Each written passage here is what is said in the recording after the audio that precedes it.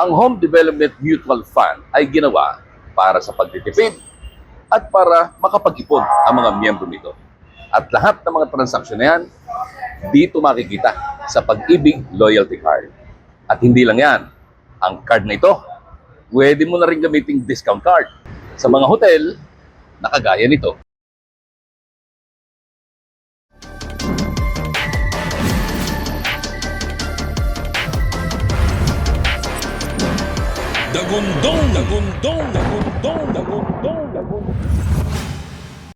Magandang araw sa inyong lahat mga kaibigan. Isa na namang edisyon ng Dagundong ang ating pag-uusapan ngayon po araw na ito. Kanina, sa ating opening, yung Pag-ibig. Ang Eurotel at saka ang Pag-ibig ay nagkaroon ho ng Memorandum of Agreement, kasunduan. At ito ay para sa kapakanan ng lahat ng miyembro ng mga tagapag-ibig. Kasi, napakahirap kung minsan na ikaw mag-asikaso ng mga bagay na dapat mong gawin. Mga benepisyo mo sa Pag-ibig, kung minsan manggagaling ka sa probinsya, kailangan mo lumuwas ng Maynila dahil sa ilang mga dokumentong dito mo lang makukuha. Tema mo, wala kang matuluyan, wala kang pambayad ng hotel dahil mahal. Kaya binabuti na Pag-ibig na makipagkasundo sa Eurotel para nang sa ang bawat miyembro nito ay merong bahay na matutuluyan habang may ginagawa dito sa Kamaynilaan. Kaya pinakamaganda, kunin mo ang iyong Pag-ibig card. Tingnan mo kung ito ay merong loyalty card na tinatawag. At kung meron, ay pagkakataon mo na yan. Kung meron kang gagawin dito sa Maynila, alam mo na kung ano at saan ka pupunta. Eurotel, meron kang 30% discount, araw-araw yan. At meron ka pang 10% discount sa pagkain. O diba? Ang laking katipiran. Hayahay ang iyong pag-stay dito. Mapapagod ka ng konti sa pag-asikaso ng dokumento mula sa Pag-ibig, pero ang tutuluyan mo naman, kita mo naman, napakaganda. Kaya tamang-tama din ito, mga kaibigan. Kasi meron hong isang panukala na isinusulong ngayon sa Senado. Ito ay ang pagkakaroon ng iisang sahod na lamang. Hindi ho ibig sabihin minsan ka lang susweldo. Ang ibig sabihin ay pare-parehas na sahod mula dito sa Metro Manila hanggang sa bawat sulok ng Pilipinas. Ito ang sinasabi at nais na isulong di ka manggagawa Party List Representative Eli San Fernando dahil humarap ito sa pagdinig ng Senate Labor Committee kahapon. Dito, ang sabi niya, pareho naman tayong pagod. Kaya dapat parehas din ang ating sahod. Malaking kalokohan po yung kasalukuyang sistema ng pagtatakda ng sahod na nakabatay sa lugar kung saan nakatira ang mga manggagawa. Isang malinaw na halimbawa po nito. Katabi po ng Manila sa Las Piñas ang Cavite. Tulay lang po ang naghihiwalay sa Las Piñas at Bacoor, Cavite. Pero pag tumawid ka, mula sa Las Piñas, 695. Pag tumawid ka sa Bacoor, ang sahod na lang ng mga manggagawa sa Region 4A ay 560 pesos. Nung tumawid ba ako sa tulay na yon ay nag-iba ang presyo ng mga bilihin? Isa pong malaking kalokohan yung kasalukuyang iskema kung papaano pinapatupad at tinatakda ang sahod ng mga manggagawa. Wala hong lohika ang pagtatakda ng sahod, Madam Chair, dito sa RA 6727. Ang sinasabi namin dito, Madam Chair, parehong pagod, dapat parehas din ang sahod. Ang gusto mangyari nito mga ito, ay kung ano yung binibili ng mga taga-Maynila, yun na rin ang mabibili mo doon. At kung ano yung kinikita ng mga taga-Maynila, yun na rin ang kikitain mo sa probinsya. Ano kagandahan nito? Una, hindi mo na kailangan makapagsiksikan dito sa masikip ng Metro Manila. Maaari ding pagkakataon na ito para ikaw ay bumalik naman mula dito sa Metro Manila patungo sa inyong mga probinsya upang sa ganon, makasama mo iyong pamilya habang nagtatrabaho ka. Dahil hindi mo nakakailanganing makipagsiksikan dito at dahil ang sweldo sa Maynila at sweldo sa probinsya, biging pareho na. Hindi ba maganda? Ang katuwiran itong si Congressman San Fernando, yun hong bigat ng trabaho ng construction worker sa probinsya at bigat ng construction worker sa Maynila, pareho lang naman. Pero nakikipagsiksikan sila dito dahil mas malaki nga ang sweldo. Gaya nila, di ba? Di natin alam kung saan probinsya sila nanggaling. Pero kung pare-parehas na sweldo natin sa bawat sulok ng bansa, palagay ko, hindi nila kailangan magpakahirap ng ganito. Baka may mas magandang trabaho na hinihintay sa kanilang probinsya.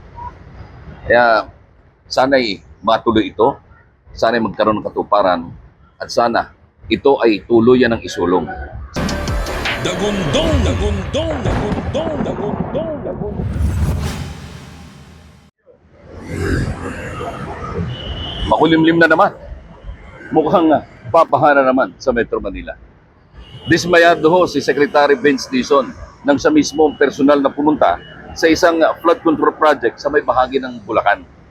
Dito napatunayan ni Secretary Dizon na isang hindi pa tapos na flood control project ang nandoon sa barangay Sipat, Plaridel, Bulacan.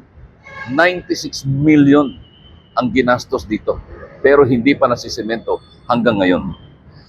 Sinasabi na dapat ay noong Hunyo ng taong 2024, dapat tapos na itong proyekto nito. Ngunit sa aktual na inspeksyon, malinaw na hindi pa simento ang malaking bahagi ng protection wall, dahilan upang maituring itong isang ghost project. Ito, ang tawag ko dito, patay na, pinipilit buhayin.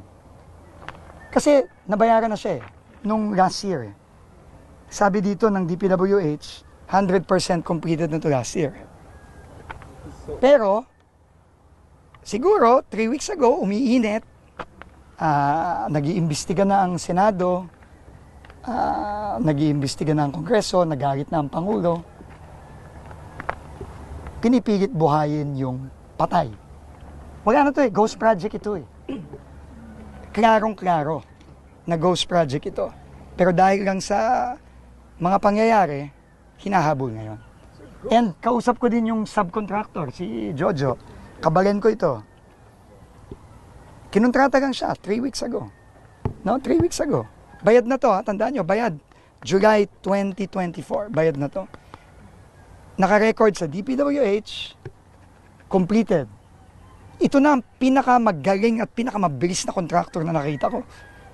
Na 270 days ang schedule, natapos niya in less than 3 months. Ito na ang pinakamagaling na contractor talaga. No? Pero ito talaga ang example nung sinasabi ng ating Pangulo. No? Ito yung sinasabi ng ating Pangulo na talagang ito, kahayupan na ito. Hindi tao itong mga taon to. Nakita niyo naman yung hirap ng mga kababayan natin dito. Gano'ng kadalas kang binabaha dito, Kap? Actually, never naman binaha. Last na pagbaha po is 1997. Oh, pero ngayon, Ngayon po, hindi naman. Hindi naman. Opo, hindi naman. hindi ka naman binabaha. Hindi naman po.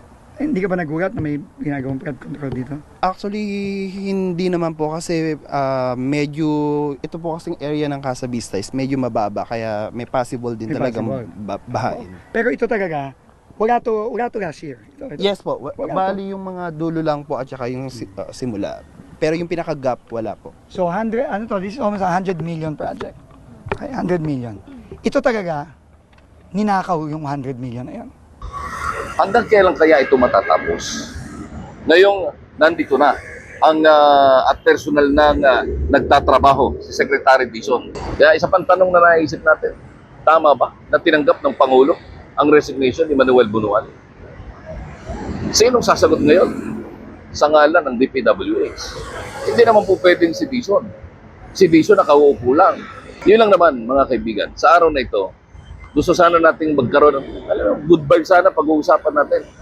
Pero nakakalungkot ang mga balita Buti na lang kahit papaano yung Pag-ibig mayroong magandang ginawa para sa mga kababayan kagaya natin. Sa mga miyembro ng Pag-ibig na kagaya mo at kagaya ko, kagaya nila. Ang mga naglalakbay ngayon. At least meron. Ano naman kaya ang good vibes natin next week? Sana meron kahit papaano. Maraming salamat ho. Ako pa rin po muli ang inyong yayamanin, sexy at suwabing kasama dito sa YouTube. Tagapagbalita sa radyo sa umaga. Ronnie Ramos ho. Maraming salamat. See you again tomorrow sa isa pang edisyon ng Dagundong.